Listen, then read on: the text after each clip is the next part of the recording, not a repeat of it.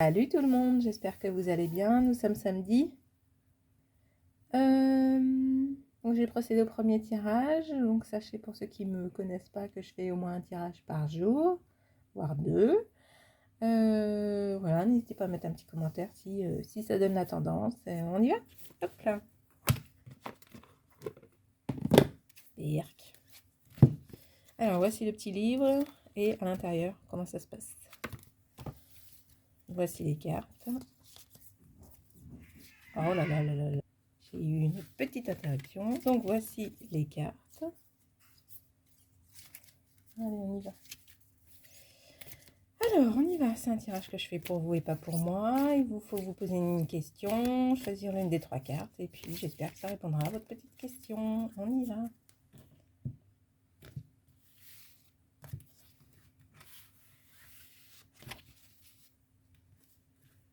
Carte numéro 1.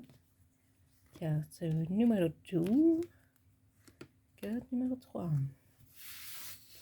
Bon, si ça me semble pas assez clair, je retire une carte dessus.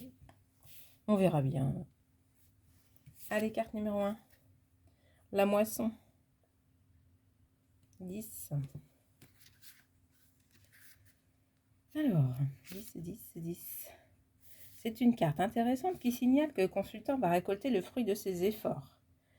C'est donc l'image du temps, de la récolte, des rémunérations, des récompenses et donc de la satisfaction. Lorsqu'elle apparaît dans un tirage, elle signale l'aboutissement d'une situation. C'est la fin d'une période et le début d'une autre, une période de transition. Les résultats, quel que soit le domaine, dépendront essentiellement des actions du consultant face à une situation donnée et de son investissement. Voilà, carte numéro 2. Oh, c'est encore les mêmes. 16 l'étoile.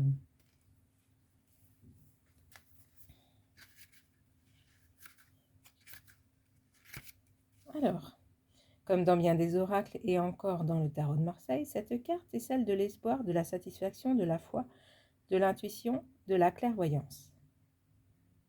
Lorsqu'elle apparaît dans un tirage, elle indique que le consultant est sur la bonne voie.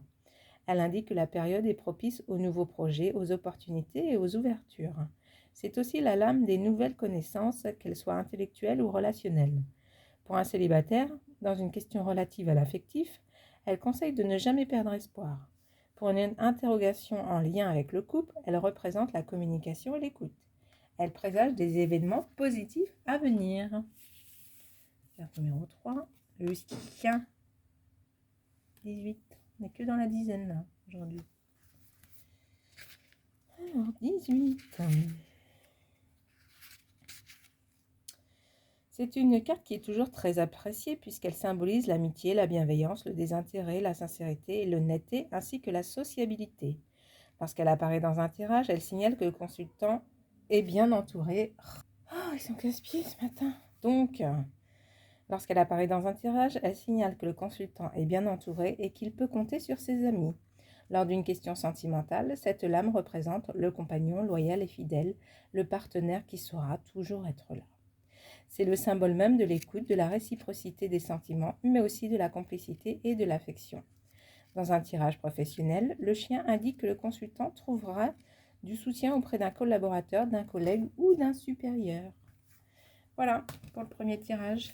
Je vous souhaite à tous une très très belle journée. Je vais procéder au deuxième tirage et puis je vous dis à très bientôt. Salut, salut!